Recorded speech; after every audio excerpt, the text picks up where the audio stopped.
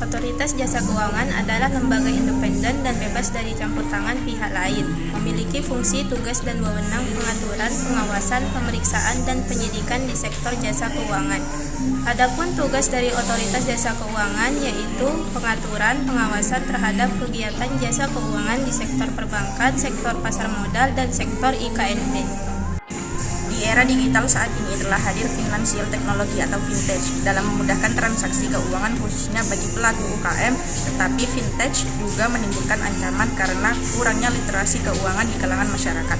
Salah satu ancaman yang saat ini sedang marak yaitu pinjaman online ilegal. Namun ada banyak pinjaman online yang belum atau tidak terdaftar di OJK sehingga pinjaman online tersebut bersifat ilegal yang tentunya hal itu menimbulkan banyak kerugian terhadap masyarakat. Makarina didirikan oleh Helmi Zamrudiansyah pada tanggal 20 April 2017. Nama Makarina didapat dari singkatan makaroni nagih. Makarina atau makaroni nagih adalah brand makanan berjenis makaroni. Meskipun produksi jenis sudah menjamur di Jember, Makarina memberi inovasi baru di mana pembeli bisa memilih rasa dan level kepedasan sesuai selera. Rasa yang dihadirkan beragam mulai dari rumput laut, black pepper, indomie goreng, hingga coklat ciki. Makarina membuka outlet pertama di Jalan Kalimantan depan X Mirampok. Saat ini Makarina sudah memiliki 6 outlet di Jember dan 1 outlet di Bondowoso. Dengan pertumbuhan bisnis yang luar biasa, membuat Makarina terus memacu diri untuk terus berkembang. Tidak hanya ingin menguasai Jember dan sekitarnya, Makarina juga ingin berekspansi ke pasar yang lebih luas. Mas Helmi menargetkan pada bulan Agustus, Makarina bisa didistribusikan ke seluruh wilayah Indonesia. Bank Indonesia mempunyai otonomi penuh dalam merumuskan dan melaksanakan setiap tugas dan wewenangnya sebagaimana ditentukan dalam undang-undang. Dalam masa pandemi saat ini, Bank Indonesia mengeluarkan terobosan baru yang dapat digunakan dalam bertransaksi, yaitu KRIS. KRIS merupakan singkatan dari Quick Response Code Indonesian Standard.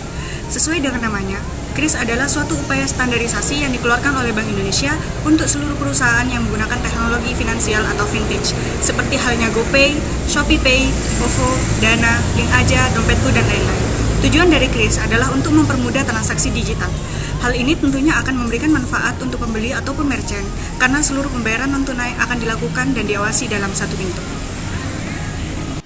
KRIS juga memiliki banyak manfaat yang dapat dirasakan oleh merchant ataupun konsumen. Yang pertama, transaksi lebih mudah dan cepat karena hanya dilakukan satu kali scan QR code, maka transaksi selesai. Yang kedua, pembeli bisa bebas memilih pembayaran digital dari e-walletnya tanpa harus khawatir akan ketersediaan QR code untuk melakukan pembayaran. Yang ketiga, kita akan terlindungi dari adanya kemungkinan menjadi korban penerimaan uang palsu karena pembayaran dilakukan secara non-tunai. Dan masih banyak lagi manfaat yang bisa kita rasakan ketika bertransaksi menggunakan KRIS. Penggunaan KRIS tidak hanya dari perusahaan besar saja, tetapi pelaku UMKM juga sudah menggunakan KRIS, mulai dari pengrajin, pedagang di pasar tradisional, penjual jamu, dan masih banyak lagi. KRIS juga digunakan dalam sektor kesehatan seperti apotek, rumah sakit, laboratorium, klinik, dan lain sebagainya. KRIS juga digunakan untuk kegiatan ibadah misalnya infak, zakat, dan juga sedekah.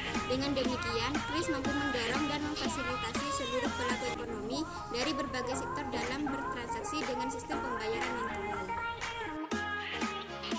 Ruang Gerak Kita merupakan suatu komunitas yang berfokus pada pengembangan ekonomi kreatif desa. Ruang Gerak Kita didirikan oleh Bapak Irfan Karisma Putra yang saat itu memiliki tujuan untuk mengajak masyarakat untuk berkolaborasi bersama dan berpikir bersama untuk mensupport ekonomi desa yang berada di sekitarnya dengan cara membantu UMKM yang ada di desa tersebut. Strategi yang dipakai Ruang Gerak Kita yang pertama yaitu design thinking. Design thinking adalah menciptakan sebuah ide baru dan mengembangkan ide-ide baru lebih banyak lagi. Strategi yang kedua yaitu memanfaatkan potensi-potensi yang dimiliki desa menjadi aksi yang lebih kreatif. Dan strategi yang terakhir yaitu menerapkan smart goal. Selama pandemi COVID-19 melanda, permintaan kerajinan perak di Kota Gede, Provinsi Daerah Istimewa Yogyakarta turun drastis. Meski begitu, HS Silver yang merupakan salah satu perusahaan kerajinan perak terus berupaya melakukan inovasi dan transformasi pusat. Perlahan tapi pasti, perusahaan yang didirikan oleh Harto Soeharjo sejak 1953 mulai menggeliat menuju masa new normal. Melihat semangat dan kegigihan pelaku usaha itu, Komisi B DPRD Provinsi Jawa Tengah mengaku sangat mendukung upaya kreatif HS Silver saat mencari solusi atas stagnansi usaha utamanya selama kondisi pandemi ini. Dalam hal ini, Komisi D mendapatkan masukan langsung dari pelaku usaha untuk memperkuat data dan informasi dalam penyusunan raperda tentang penguatan pelaku ekonomi kreatif yang masuk Prolegda pada 2020 ini. Manajer pemasaran HS Silver Kota Gede menjelaskan kesulitan sempat menutup selama 3 bulan dari bulan Maret hingga bulan Juni 2020 akibat lesunya permintaan selama pandemi global yang tengah berlangsung.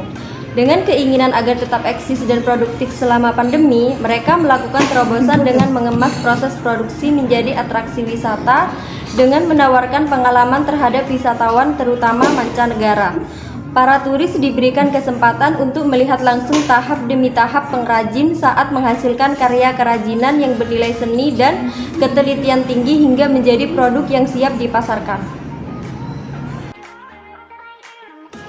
Cantiknya Mahar adalah sebuah usaha wedding house yang menyediakan jasa pembuatan mahar, undangan, souvenir, dan lain sebagainya. Selama masa pandemi ini, Cantiknya Mahar mempunyai beberapa strategi bisnis yang dilakukan. Salah satunya yaitu memanfaatkan digital marketing. Cuma berapa sudah, Fit? Cuma 20. Digital marketing yang digunakan Cantiknya Mahar yaitu memanfaatkan media sosial seperti Shopee, Instagram, dan TikTok karena jangkauannya lebih luas dan mendapatkan banyak keuntungan.